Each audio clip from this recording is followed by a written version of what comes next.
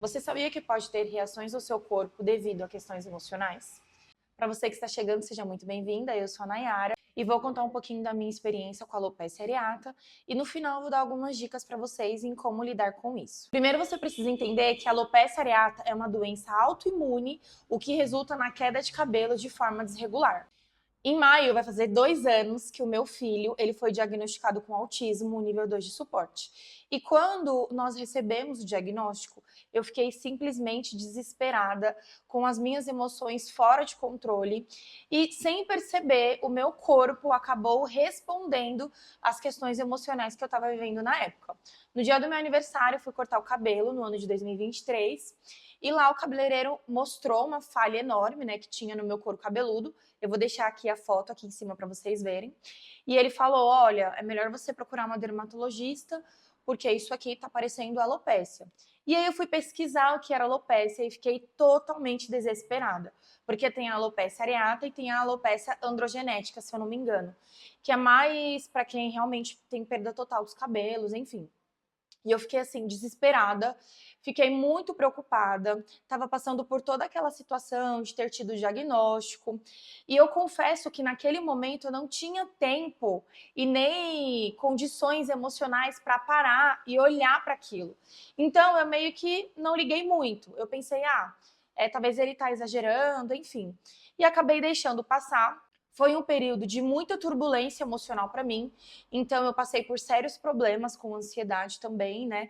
Porque na minha mente vinha preocupações com o futuro, preocupações em como seria os próximos dias com meu filho. Nós vivemos uma rotina nova, né? Com as questões das terapias. Então foram coisas que eu não estava acostumada, não estava adaptada. Para mim era tudo muito novo. Veio de uma forma que me assustou e eu acabei desenvolvendo alguns problemas no meu corpo relacionados ao meu emocional. E a alopecia areata foi um deles, além da ansiedade. Foi um misto de preocupação com também eu querer controlar as coisas, querer controlar o que estava acontecendo e me adaptar a essa questão de clínicas, né? Porque eu não sabia que era tão complexo. E foi um baque para mim nessa questão de ter que lidar com tantas coisas e também ter que parar um pouco para olhar a minha questão emocional. E é como se eu sentisse que a qualquer momento eu fosse enlouquecer. Eu sentia que a qualquer momento eu ia surtar, eu ia, sei lá, ficar doente, para o hospital. Eram muitas coisas assim que vinham na minha mente, eram muitos ataques assim diretamente com os meus pensamentos. E eu fui adiando o tratamento, fui adiando a busca por ajuda, né, profissional na questão da alopécia. Mas quando eu decidi ir na dermatologista, eu informei toda a questão emocional que eu estava passando com meu filho e ela diagnosticou realmente era alopecia areata, mas eu tive que lidar com outro problema, que era o fato de ainda amamentar e os tratamentos eu não poderia fazer porque o meu filho ainda mamava no peito, então eu tinha que lidar com aquilo, né? O que as dermatologistas falavam era para eu ter calma, eu fui em 3. Mas elas falavam para eu ter calma, que não tinha muito o que fazer. Nesse meio tempo, eu conheci uma pessoa que faz um tratamento natural para alopecia. Até comecei a fazer o tratamento, mas depois de um tempo ficou um valor muito acima do que eu podia pagar, né? Porque o tratamento não era barato. E eu acabei também me deixando de lado, acabei deixando para depois. E aí, quando eu fui perceber, eu já não tinha toda essa parte aqui. Inclusive, ó, se vocês observarem, tem fiozinhos novos, já está nascendo, já está repilando. É por isso também que eu tô usando mais meus cabelos cacheados, porque eu continuo utilizando alguns produtos naturais, né, para estimular o folículo piloso ao crescimento, mas tudo foi muito devagar, né? Foi um processo muito lento. E nesse meio tempo, o que eu percebi é que até o ano passado eu me perdi. Eu me perdi em mim mesma, nas demandas, eu me perdi nas minhas emoções, eu me perdi de quem eu era, o que eu estava fazendo, porque muitas coisas eu precisei reajustar, né? Eu precisei mudar a rota, principalmente com relação ao trabalho. E várias coisas que aconteciam, as decisões que eu precisava tomar, afetavam diretamente o meu emocional. E aí eu ia tomar banho e percebia mais queda de cabelo, percebia que as falhas estavam ficando cada vez maiores e era algo que estava totalmente fora do meu controle.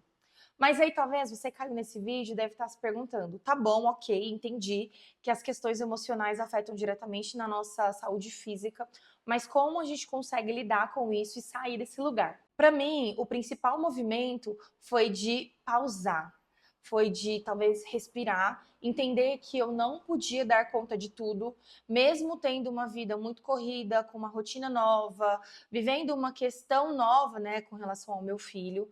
Eu tive que parar e observar de fora a situação e entender que eu não poderia dar conta de tudo. E que era importante eu fazer uma pausa, era importante eu parar e cuidar de mim também. Porque se eu não cuidasse de mim, eu não ia ter saúde para cuidar do meu filho. Então foi importante eu procurar uma ajuda profissional de um psicólogo. Hoje eu faço também terapia, né? Eu tenho uma profissional que me ajuda aí nas minhas questões emocionais. E essa é a minha realidade, né? O que aconteceu comigo.